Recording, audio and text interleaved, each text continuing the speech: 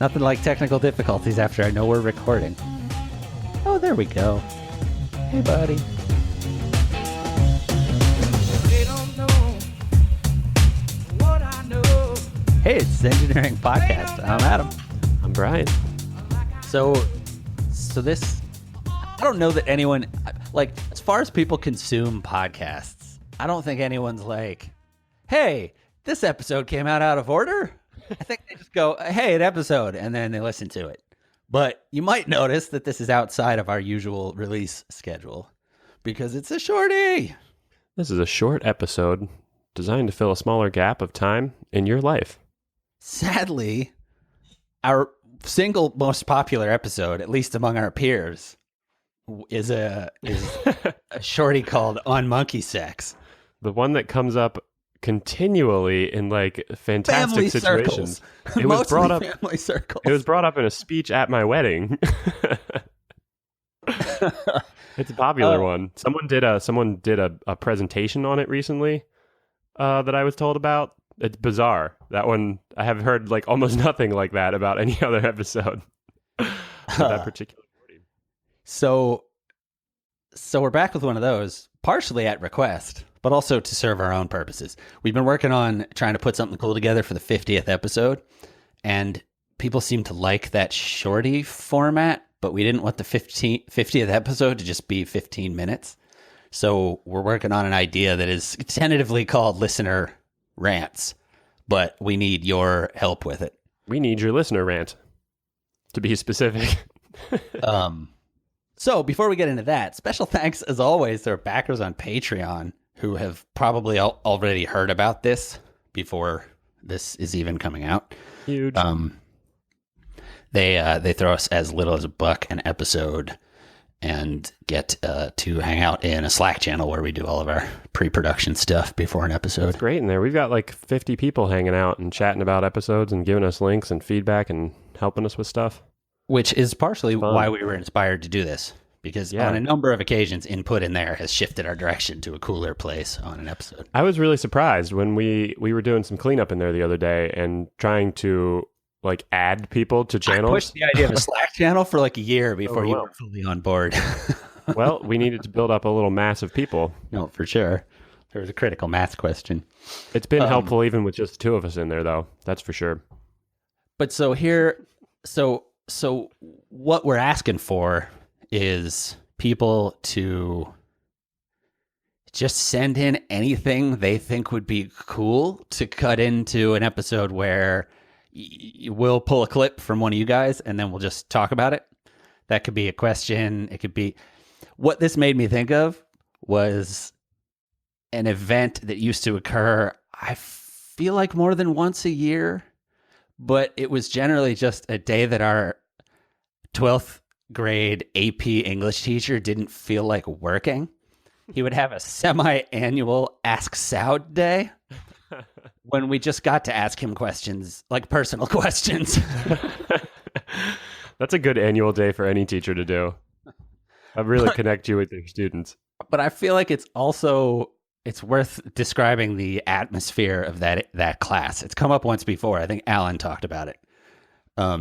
It was a really particularly unique class for a lot of real weird exceptional reasons. Class.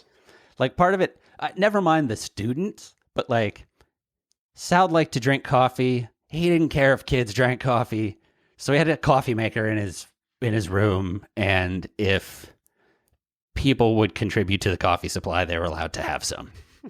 I didn't drink coffee back then, but it was this class of like 25 12th graders talking about advanced literature, just sitting there with coffee mugs.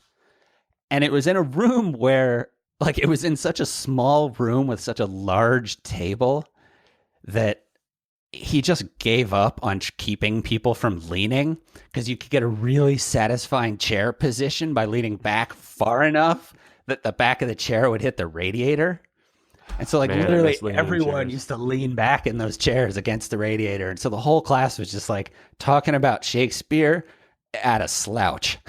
I wonder if the world's back problems are a result of children being told not to lean, because you're clearly doing that for some subconscious reason that's probably good for your body, and you're told not to, and then you grow into an adult and you sit in this uncomfortable position for the rest of your life. Well, because when you lean, you're balancing on two legs. So I think it becomes a core exercise. Using muscles, and you're dancing and you're doing little dry air humps. Anyway, the guy that ran this class had a certain mystique about him to a child that age. And he used to have an Ask Soud day where we could just ask him any question we wanted. Which, when you do for an hour, by the end gets real stupid. But it was always a lot of fun. So I feel like that's kind of what we're chasing here. Okay. Oh, interesting. I like that. So questions. Ask us personal questions. In the lead up to the 50th episode, we have been having a lot of personal conversations about what we're doing here. Like, what does it mean? What does Zengineering mean? What does it mean to be a Zengineer? What is, whatever. What are we trying to do here? The whole project.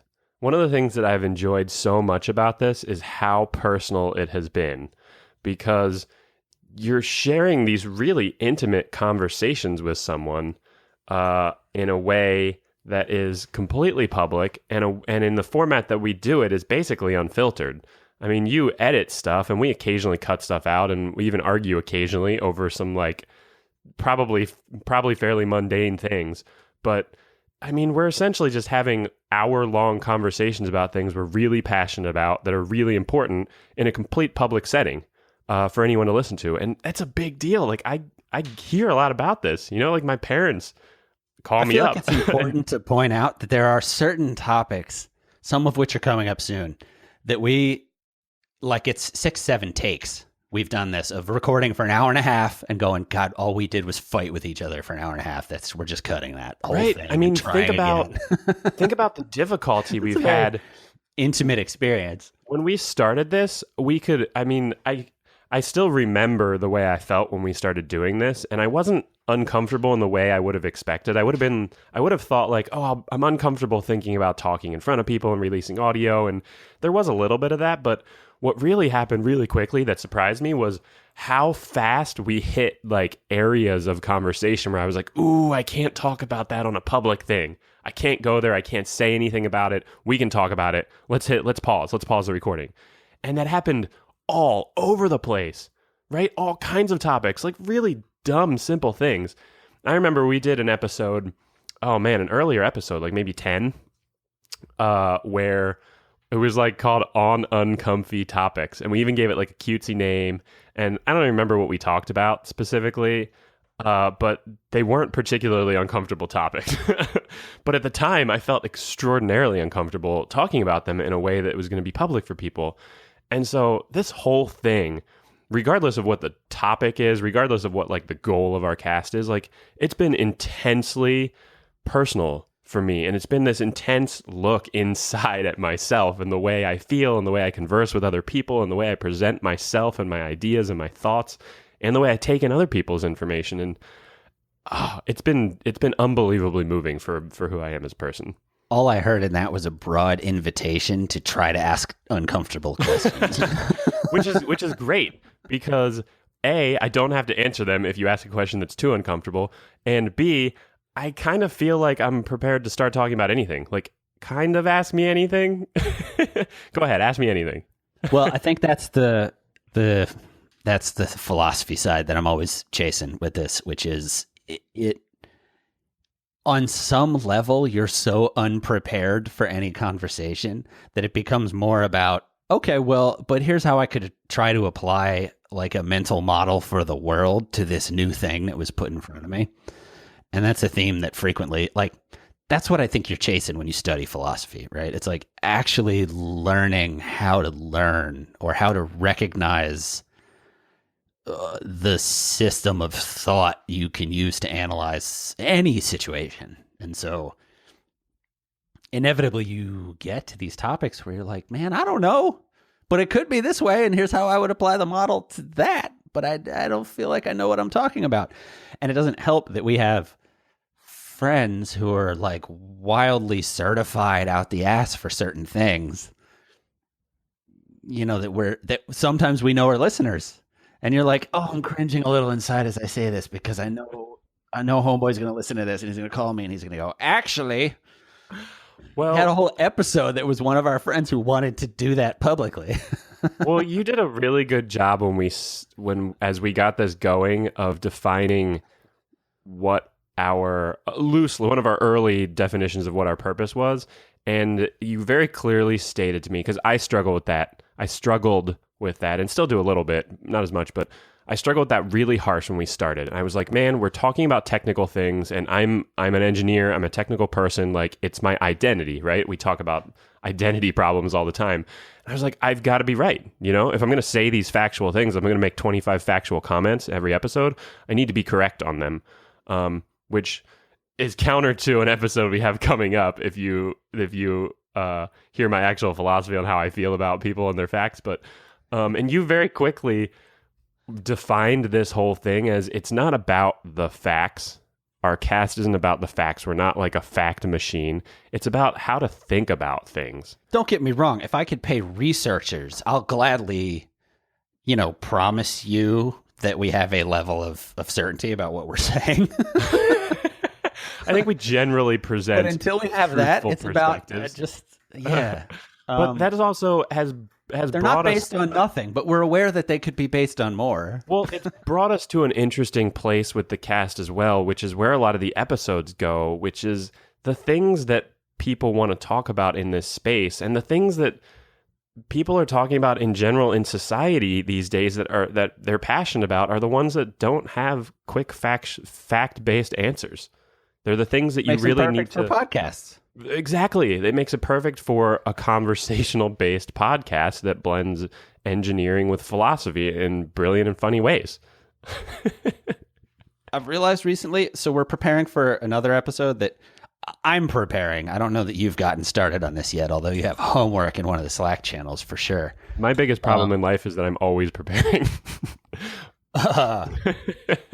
We're going to do a podcast on a philosopher that I and our guest for the podcast particularly enjoy.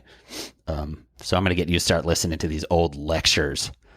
They're it's essentially a podcast. It's like 48 minutes to an hour and a half of a dude with a scratchy voice talking about Eastern philosophy applied to modern life in the 60s. But I think the thing I've always just tried to drive toward, I've realized, whether I knew I was doing it at the time or not, is just that it's about, you and I both possess I think it's the core thing that makes all nerds function the way that they do, which is just this core curiosity where you're like, yeah, but I want to know more about the thing because it's cool. And both you and I think that things are cool. Like, we're easily amused. But when we're amused, that's why we giggle so much. I think we go deep. Right. If I'm giggling, this is great. I see this in my wife all the time. The reflection. She's also just as curious and finds everything just as interesting. And she giggles so much that she giggles constantly in her sleep. She wakes me up almost every single night just giggling in her sleep, and it's amazing. That sounds a lot more pleasant than grinding her teeth. Like giggling curiosity. I think. Right, I'm the opposite too. I think I'm like snoring and snorting and constantly tossing and turning. It's like I wish I could just wake you up with giggles. But it's that like childlike curiosity applied to things that are deep, that can be deep and heavy and often are very important. And I think one of the things we take pleasure in is separating ourselves from that swamp around topics to be able to really talk about the core of them. What's actually happening here? What can we think about? How can we look at this from different ways and not be weighed down?